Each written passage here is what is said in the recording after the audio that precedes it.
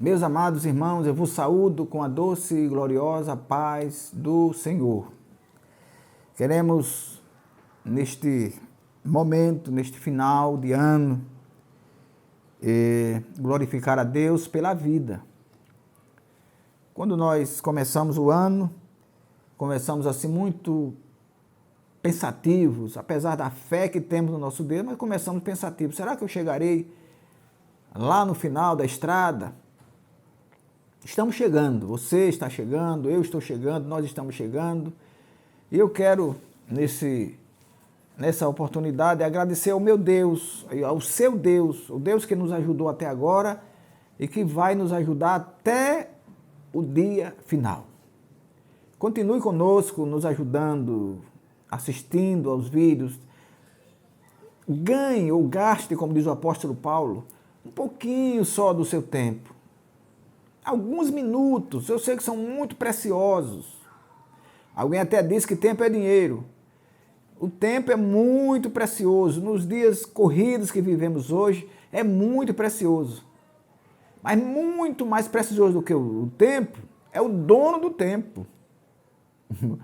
Muito mais precioso do que o tempo é o Deus que controla o tempo. Então, veja lá até no Instagram, nos acompanhe, nos siga. Encaminhe, compartilhe as mensagens. Encaminhe, oriente as pessoas, seus amigos a se inscreverem no canal para que eles possam receber também as notificações e assim espalharem, nos ajudar a espalhar o Evangelho. Estamos vivendo os momentos finais. Jesus está voltando. Glória a Deus. O tema de hoje será exatamente nessa direção. Mas abra sua Bíblia primeira carta de Paulo aos Tessalonicenses.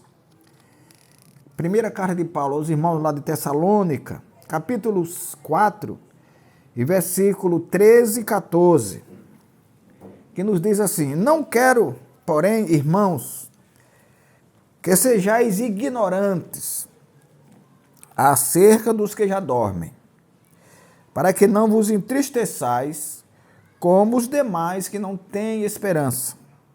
Porque se cremos que Jesus morreu e ressuscitou, assim também aos que em Jesus dormem, os tornará a trazer com ele. Glória a Deus.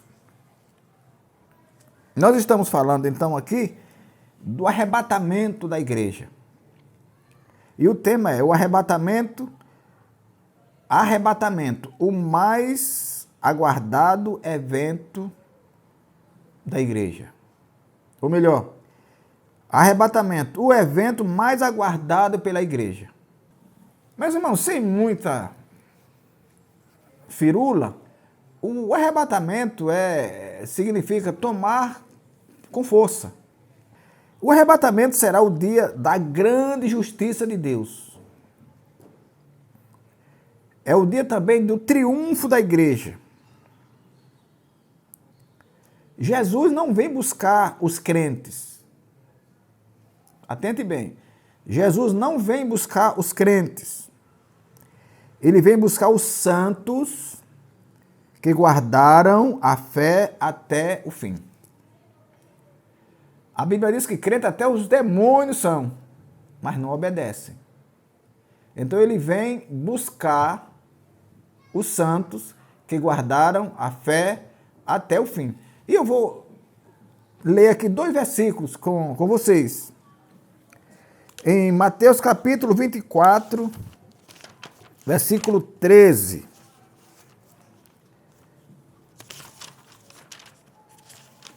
Mateus 24, 13. Nos diz assim: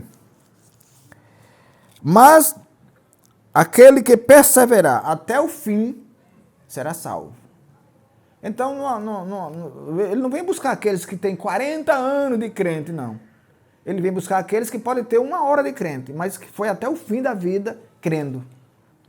Mas Mateus 24 diz que aquele que perseverar até o fim será salvo. Então Jesus não vem buscar crente, não. Jesus vem buscar salvos que permanecem salvos até o dia final. E essa busca, nós falamos da primeira vinda, aliás, da primeira parte da segunda vinda. Alguns falam da segunda vinda, porque a primeira ele já veio como Messias, que foi torturado, foi morto, ressuscitou e está à direita de Deus. Nessa segunda vinda, ele vem como Messias reinante, ele vem reinar na terra. Alguns dizem então que nessa segunda vinda, alguns falam da primeira parte da segunda vinda, o arrebatamento, e a segunda parte da segunda vinda para a implantação do reino milenial. Então, nessa primeira parte da segunda vinda, ele vem arrebatar a igreja. Isto é, ele vem buscar os salvos. É aquilo que eu disse lá anteriormente. É o dia da grande justiça de Deus. O que é justiça? É dar a cada um o que ela merece. É bem verdade que nós não merecíamos a salvação. Nós não tínhamos como alcançá-la sem a graça de Deus. Mas uma vez alcançada, nós agora merecemos subir para o céu. E isso será feito exatamente no arrebatamento, como o apóstolo Paulo disse, que ele vem e, de forma alguma, nós que estivermos vivos precederemos os que morreram. Mas os que morreram em Cristo, aqueles que guardaram a fé até o fim, ressuscitarão primeiro. E nós, que estivermos vivos, seremos transformados em corpos gloriosos e juntos subiremos para encontrar com o Senhor nas nuvens. Essa é a primeira parte da segunda vinda do Senhor.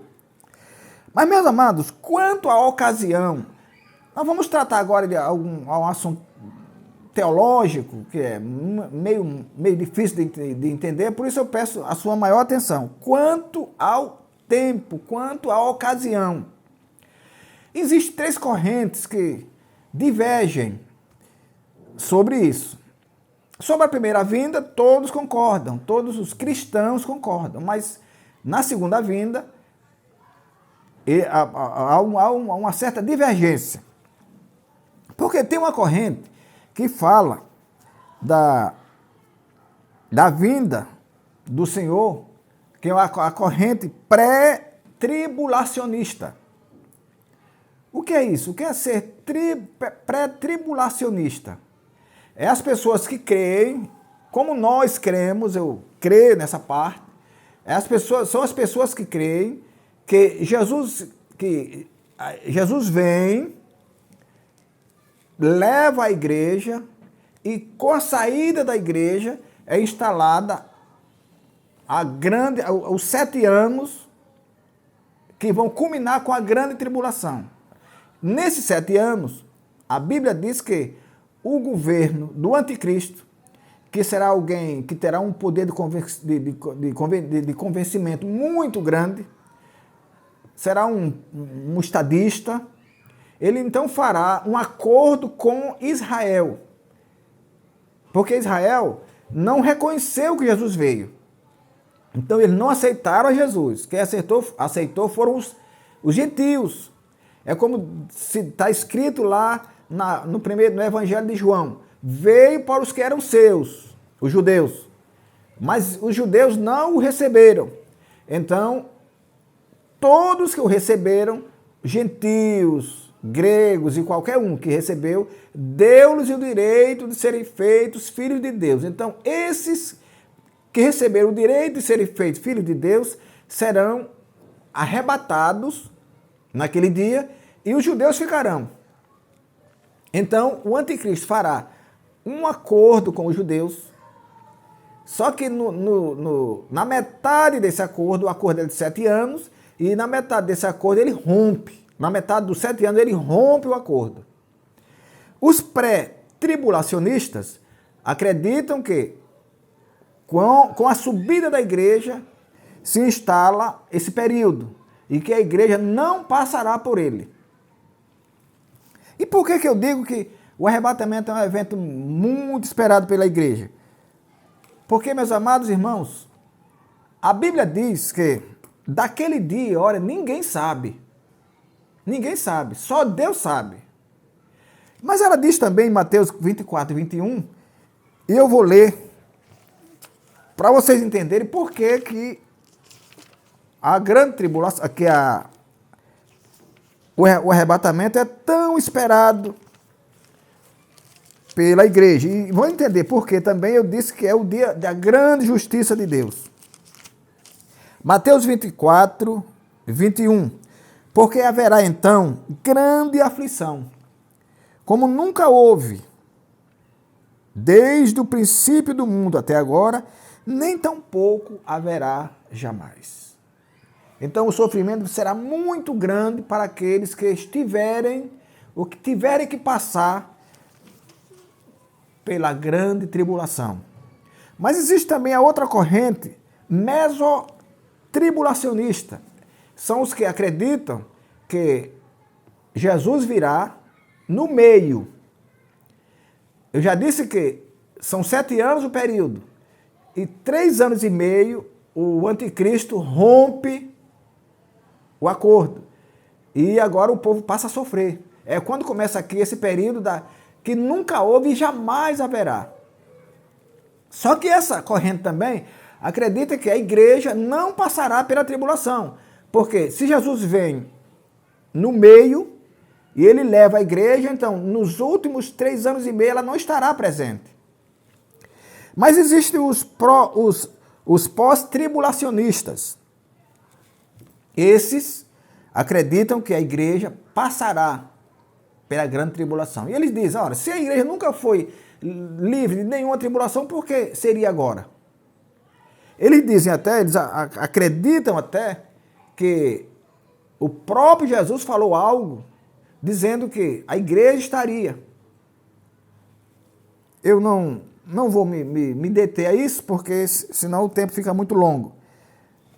Mas, meus amados, na segunda parte da segunda vinda, que será 7 anos depois da primeira, Jesus vem arrebatar a igreja e vai voltar 7 anos depois para instalar o reino milenial.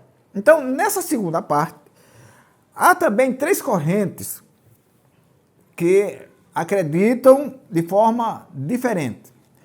Há aqueles pré-milenialistas.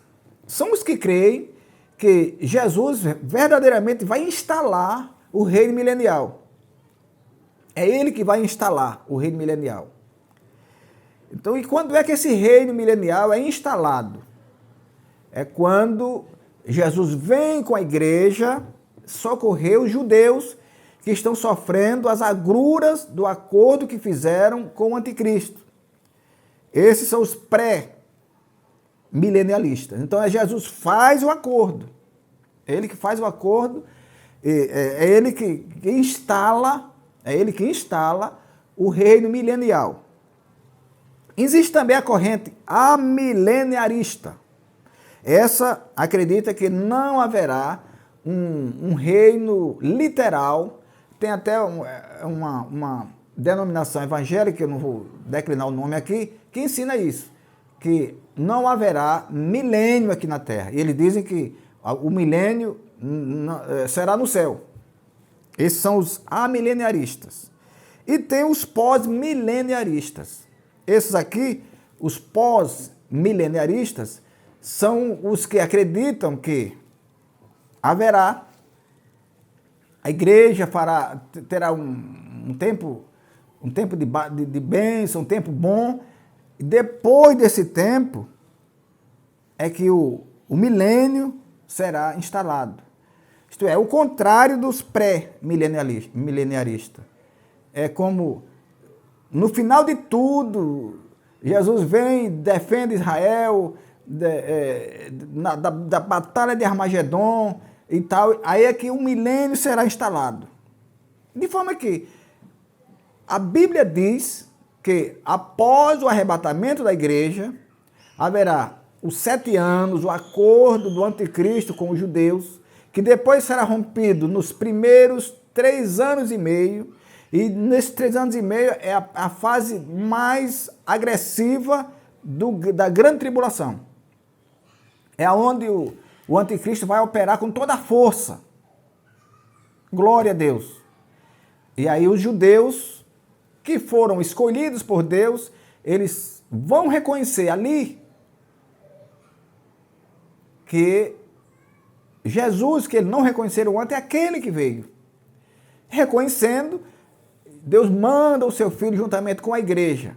E chegando aqui, Jesus vencerá o anticristo e instalará esse reino de 1000 anos. A Bíblia diz que será um reino de paz. A Bíblia diz que ninguém vai fabricar armas. A Bíblia diz ainda que o leão vai pastar com o leopardo. Louvado seja o Senhor. Então, é por isso que a igreja anseia, é por isso que a igreja espera, é por isso que a igreja trabalha, é por isso que a igreja faz tudo para seguir essa caminhada até o arrebatamento, quando ela vai transpor a igreja, por meio do grande poder de Deus, ela vai transpor a grande tribulação. Ela vai, e 7 anos depois, volta, mas servindo a Deus. Portanto, meus amados irmãos, você que nos ouve ou que nos assiste nesta hora, saiba que quando nós tergiversamos na fé, quando nós fracassamos na fé, nós estamos correndo grande risco de cairmos na mão do anticristo na grande tribulação. Mas existe a forma de fugirmos dela. É permanecer fiéis. A Bíblia diz, já li aqui, quem perseverar até o fim será salvo. O fim da salvação era exatamente aqui, quando nós fomos retirados desta terra. Quando não houver mais perigo nenhum de nós cairmos pelo pecado. Quando o Senhor nos levar pelo arrebatamento. Que estejamos mortos em Cristo ou estejamos vivos. O certo é que tanto um quanto o outro irão para estar com o Senhor. Os eventos posteriores nós não podemos tratar agora, mas após o arrebatamento há outros eventos maravilhosos que nós participaremos com o Senhor, a igreja do Senhor, até que o milênio seja instalado. E a Bíblia diz que depois do milênio, terminado o milênio, o anticristo será solto por um pouco de tempo, mas depois ele é jogado no lago de fogo e enxofre, e nós reinaremos eternamente com o Senhor. Portanto, o arrebatamento é para nós, os crentes, aqueles que creem até o final, aqueles que não arredarem pelo caminho, aqueles que não se distraírem na caminhada, seremos arrebatados e permaneceremos para sempre com o Senhor. Que o Senhor nosso Deus nos abençoe e nos guarde, e até o nosso próximo encontro. Inclinai os vossos ouvidos e vinde a mim, ouvi, e a vossa alma viverá.